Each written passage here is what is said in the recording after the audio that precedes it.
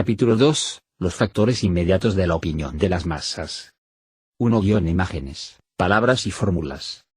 El poder mágico de palabras y fórmulas. El poder de las palabras ligadas a las imágenes que evocan, independientemente de su verdadero significado. Estas imágenes varían de época en época y de raza en raza. El uso y abuso de las palabras, ejemplos de las considerables variaciones en el sentido de palabras usualmente empleadas, la utilidad política de bautizar cosas viejas con nombres nuevos cuando las palabras que las designaban causan una impresión desfavorable sobre las masas, variaciones del sentido de las palabras como consecuencia de diferencias raciales, los diferentes significados de la palabra democracia en Europa y en América. Acabamos de investigar los factores remotos y preparatorios que le otorgan a la mente de las masas una receptividad especial, haciendo posible en ella el crecimiento de ciertos sentimientos y de ciertas ideas. Ahora nos resta estudiar los factores capaces de actuar de manera directa. En el siguiente capítulo veremos cómo estos factores deberían ponerse en vigor a fin de que produzcan sus plenos efectos. En la primer parte de este trabajo estudiamos los sentimientos, las ideas y los métodos de razonamiento de los cuerpos colectivos, y del conocimiento así adquirido evidentemente sería posible deducir de un modo general los medios para conseguir impresionar sus mentes. Ya sabemos qué es lo que impacta en la imaginación de las masas y nos hemos familiarizado con el poder y la contagiosidad de las sugestiones y, de ellas, especialmente las que son presentadas bajo la forma de imágenes. Sin embargo, puesto que las sugestiones pueden proceder de muy diversas fuentes, los factores capaces de actuar sobre las mentes de las masas pueden diferir considerablemente. Es necesario, pues, estudiarlas por separado. No es un estudio innecesario. Las masas son, en cierto modo, como la esfinge de la antigua fábula, es necesario, o bien llegar a una solución de los problemas presentados por su psicología, o bien resignarnos a ser devorados por ellas. 1. Imágenes, palabras y fórmulas. Al estudiar la imaginación de las masas hemos visto que la misma está particularmente abierta a las impresiones producidas por las imágenes. Estas imágenes no siempre están a mano, pero es posible evocarlas mediante el juicioso empleo de palabras y fórmulas. Utilizadas con arte, las mismas poseen en sobria verdad aquel misterioso poder otrora atribuido a ellas por los adeptos de la magia. En la mente de las masas ocasionan el nacimiento de las tempestades más formidables a las que, a su vez, también son capaces de calmar. Se podría levantar una pirámide de lejos más alta que la de Cheops con los huesos de los hombres que han sido víctimas del poder de las palabras y las fórmulas. El poder de las palabras está relacionado con las imágenes que evocan, y es bastante independiente de su real significado. Las palabras cuyo sentido está peor definido son a veces las que poseen la mayor influencia. Tales son, por ejemplo, los términos democracia, socialismo, igualdad, libertad etc., cuyo significado es tan vago que gruesos volúmenes no alcanzan para establecerlo con precisión. Aún así, es cierto que un poder verdaderamente mágico está adosado a esas cortas sílabas, como si contuvieran la solución a todos los problemas. Sintetizan las aspiraciones inconscientes más diversas y la esperanza de su realización. La razón y los argumentos son incapaces de combatir ciertas palabras y fórmulas. Se las pronuncia con solemnidad en presencia de las masas y, ni bien han sido pronunciadas, una expresión de respeto se hace visible en cada rostro y todas las cabezas se inclinan. Por muchos resultan consideradas como fuerzas naturales, como poderes sobrenaturales. Evocan imágenes grandiosas y vagas en la mente de las personas, pero la misma vaguedad que las envuelve en la oscuridad aumenta su misterioso poder. Son las misteriosas divinidades ocultas detrás del tabernáculo al cual los devotos solo se aproximan con miedo y temblando. Las imágenes evocadas por las palabras, al ser independientes de su sentido, varían de época en época y de pueblo en pueblo mientras que las fórmulas se mantienen idénticas. Ciertas imágenes transitorias se relacionan con ciertas palabras. La palabra actúa meramente como si fuese el pulsador de un timbre eléctrico que las evoca. No todas las palabras y todas las fórmulas poseen el poder de evocar imágenes, mientras que hay otras que alguna vez tuvieron este poder, pero lo han perdido en el transcurso del uso y han dejado de despertar alguna respuesta en la mente. Se convierten en vanos sonidos cuya utilidad principal es relevar a la persona que los emplea de la obligación de pensar. Armados de una pequeña cantidad de fórmulas y de lugares comunes aprendidos mientras fuimos jóvenes, poseemos todo lo que se necesita para desplazarnos por la vida sin la cansadora necesidad de tener que reflexionar sobre algo en absoluto. Si se estudia cualquier idioma en particular, se observa que las palabras que lo componen varían en forma relativamente lenta durante el transcurso de las épocas mientras que las imágenes que estas palabras evocan, o los significados adosados a las palabras, cambian incesantemente.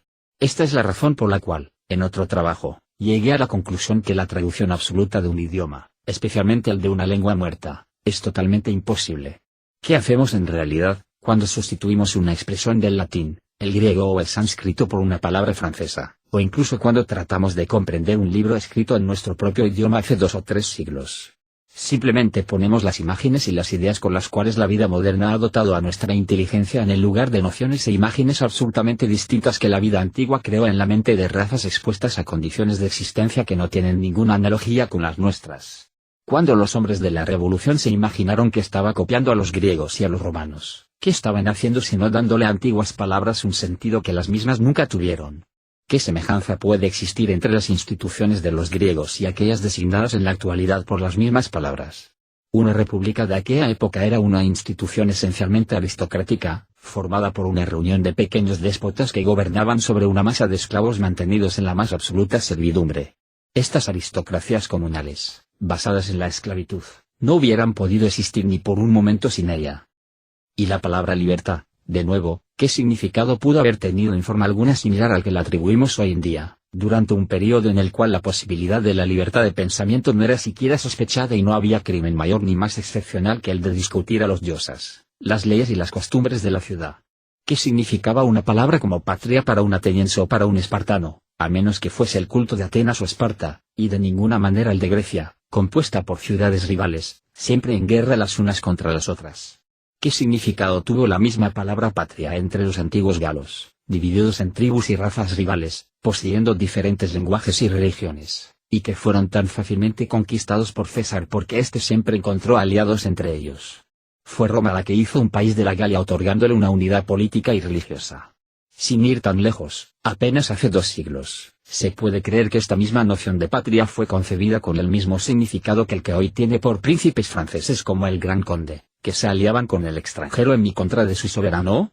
Y de nuevo otra vez, la misma palabra, ¿no tuvo acaso un sentido muy diferente al moderno para los inmigrantes realistas franceses quienes pensaron que obedecían las leyes del honor al luchar contra Francia siendo que, desde su punto de vista, realmente las obedecieron porque la ley feudal obligaba al vasallo con su señor y no con la tierra, de modo tal que ahí en donde se hallaba el soberano, ahí estaba la verdadera patria? Son numerosas las palabras cuyo significado ha cambiado profundamente de época en época, palabras que solo podemos llegar a comprender en el sentido en que antes fueron entendidas luego de un largo esfuerzo. Con razón se ha dicho que es necesario mucho estudio tan solo para llegar a comprender lo que significaron para nuestros abuelos palabras tales como rey y la familia real. ¿Cuál podría, entonces, ser el caso con términos aún mucho más complejos?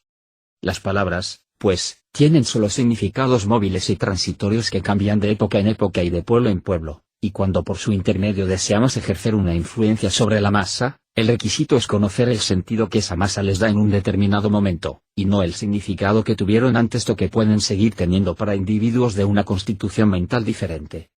Así, cuando las masas, como consecuencia de alzamientos políticos o cambios de creencia, han llegado a adquirir una profunda antipatía hacia las imágenes suscitadas por ciertas palabras, el primer deber del verdadero estadista es cambiar las palabras sin, por supuesto, meter mano en las cosas mismas ya que estas últimas se hallan demasiado íntimamente unidas a la constitución heredada como para ser transformadas. Hace mucho tiempo, el sensato Tocqueville observó que la obra del consulado y del imperio consistió más particularmente en revestir con nuevas palabras la mayor parte de las antiguas instituciones, esto es, en reemplazar palabras que evocaban imágenes desagradables en la imaginación de la masa por otras palabras cuya novedad impedía tales evocaciones. La talle o tallaje se convirtió en un impuesto sobre la tierra, la gavera en el impuesto sobre la sal, los subsidios se hicieron contribuciones indirectas y deberes consolidados, el impuesto sobre las compañías comerciales y los gremios pasó a llamarse licencias, etc. Una de las funciones más esenciales de los estadistas consiste, así, en bautizar con palabras populares o, en todo caso, indiferentes, las cosas que la masa no puede soportar bajo sus antiguos nombres. El poder de las palabras es tan grande que es suficiente designar con términos bien elegidos las cosas más odiosas para hacerlas aceptables a las masas. Taine observa con razón que fue invocando a la libertad y la fraternidad, palabras muy populares en su época, que los jacobinos fueron capaces de instalar un despotismo digno de Dahomey, un tribunal similar al de la Inquisición y producir una hecatombe humana similar a las del antiguo México. El arte de los que gobiernan, al igual que en el caso del arte de los abogados, consiste sobre todo en la ciencia del empleo de las palabras. Una de las mayores dificultades de este arte es que, en una y la misma sociedad, los mismos términos muy frecuentemente tienen diferentes significados para las diferentes clases sociales, las cuales emplean aparentemente las mismas palabras pero nunca hablan el mismo idioma. En los ejemplos precedentes ha sido especialmente el tiempo el que ha intervenido como el factor principal en el cambio del sentido de las palabras. Sin embargo, si también hacernos intervenir a la raza, veremos que durante el mismo periodo, entre personas igualmente civilizadas pero de diferente raza, las mismas palabras con frecuencia corresponden a ideas extremadamente disímiles. Es imposible entender estas diferencias sin haber viajado mucho y por esta razón no insistiré sobre ello. Me limitaré a observar que son precisamente las palabras más utilizadas las que entre diferentes pueblos poseen los más diferentes significados. Tal es el caso, por ejemplo, de las palabras democracia y socialismo de uso tan frecuente hoy en día. En realidad, corresponden a ideas y a imágenes bastante contradictorias en la mente latina y en la anglosajona. Para los pueblos latinos, la palabra democracia significa más específicamente la subordinación de la voluntad y de la iniciativa del individuo a la voluntad e iniciativa de la comunidad representada por el Estado. Es el Estado el que termina siendo encargado, en un grado cada vez más grande, con la dirección de todo, la centralización, el monopolio y la fabricación de todo. Es el Estado al que apelan constantemente todos los partidos políticos sin excepción, sean radicales, socialistas o monárquicos. Entre los anglo-sajones y especialmente en América, la misma palabra democracia significa, por el contrario, el intenso desarrollo de la voluntad del individuo y la subordinación más completa posible del Estado al cual, con la excepción de la policía, el ejército y las relaciones diplomáticas, no se le permite dirigir nada, ni siquiera la instrucción pública. Se puede apreciar, así, como la misma palabra, que para un pueblo significa la subordinación de la voluntad y de la iniciativa del individuo y la preponderancia del Estado. Para el otro significa el excesivo desarrollo de la voluntad y de la iniciativa del individuo y la completa subordinación del Estado. 15.